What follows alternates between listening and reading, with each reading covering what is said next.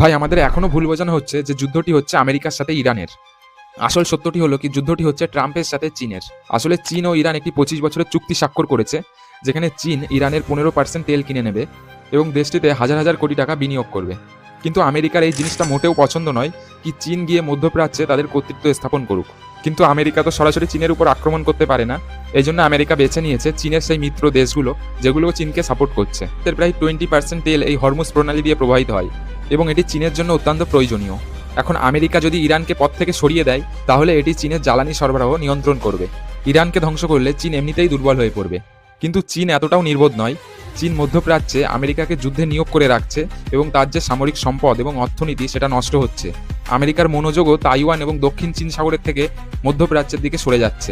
ঠিক এই সুযোগে যখন আমেরিকা যুদ্ধের জন্য হাজার হাজার কোটি টাকা খরচ করছে, তখনই চীন তার সামরিক বাহিনীকে আরও শক্তিশালী করে তুলছে শত কোটি টাকা ব্যয় করে, এবং দক্ষিণ চীন সাগরে চীন তাদের নিজের ঘাঁটি আরও মজবুত করছে।